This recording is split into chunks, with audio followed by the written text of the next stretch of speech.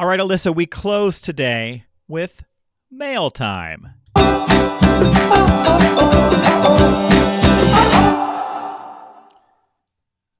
Listeners, you know we want to hear from you both so that we can customize our show to the needs and challenges you face every day, so that we can answer your questions, so that we can continue to be food for the boss's soul. So I've got 3 comments to share with you, Alyssa, and then a question from one of our listeners.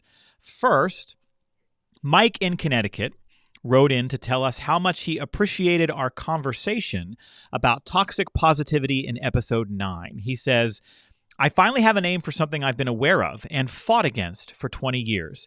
Leaders create positive environments by knowing that people are people and they have bad days. Let them have that experience, not try to solve every problem. Oh, I'm so grateful for that comment. I'm so glad that you put a name to it. There's power in that, man. Right? John in Wisconsin liked our boss script from that same episode, episode 9. The boss script was, are you here to vent or are you asking for my help? That was the conversation we had. If you have somebody who keeps coming with a lot of complaints or issues and a lot of unloading, how do we rein that in a little bit? And John says, putting a time limiter on that conversation helps the person focus their issue. It can also, I love how he says this is very diplomatic, eliminate part of the backstory that isn't really necessary to the issue at hand. Well said, John. Indeed. And that, as I remember, was another solid gold Joe Mull moment. That script is solid gold. Well, thank you, my friend.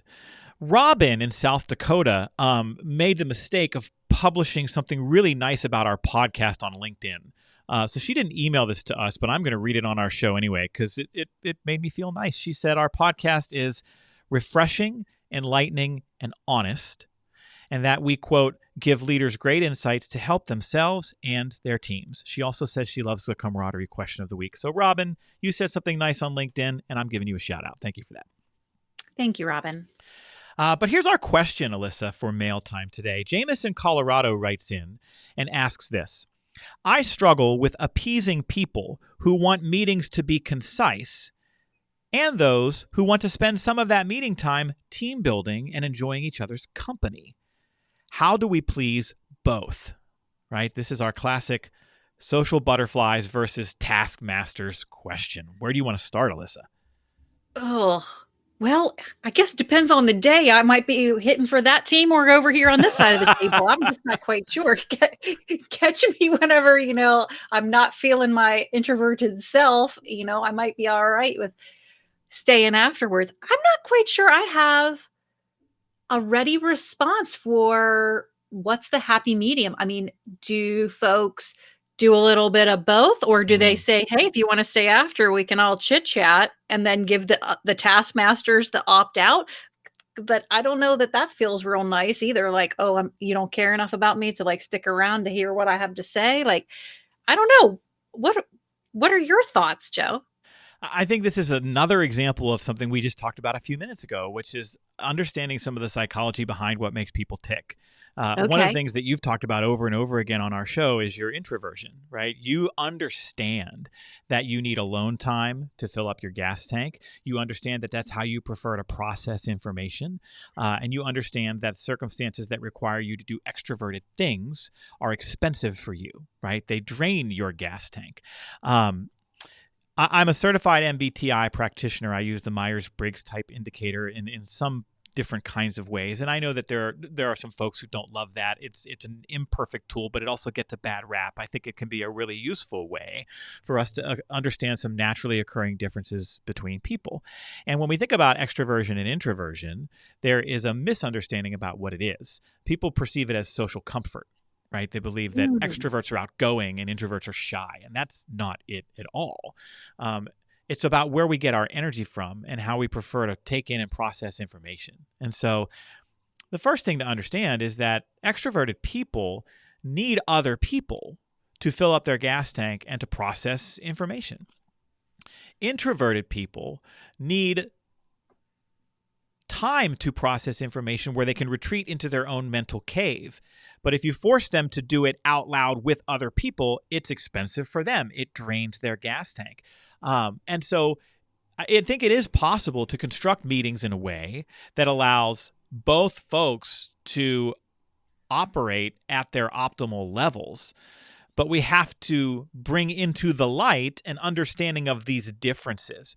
But meetings themselves are an extroverted construct, right? Let's get all the people together, and we're going to share all the information, and we're going to talk about the stuff and the problems, and then we'll see what everybody thinks, right?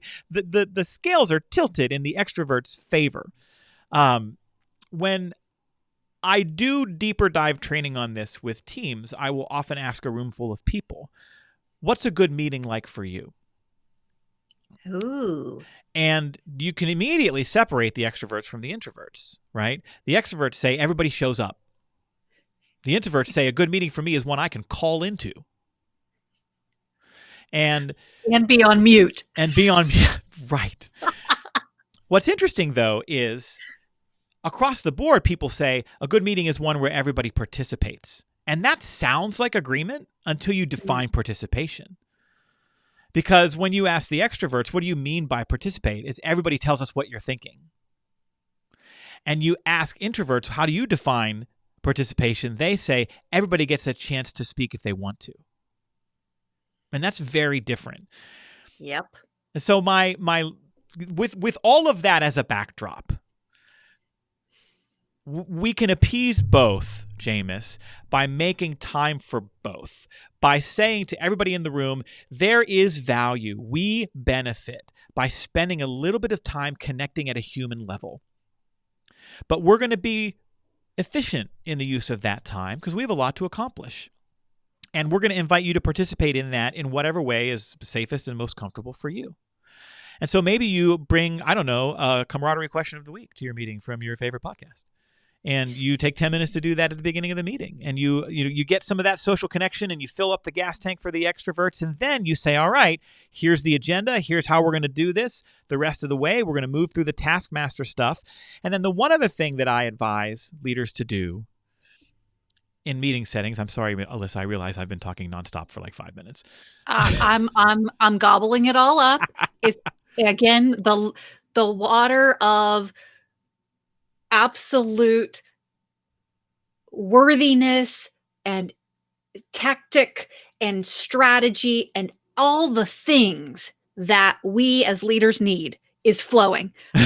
Please. And I apologize because the question triggered a mini MBTI workshop. I'm sorry about that.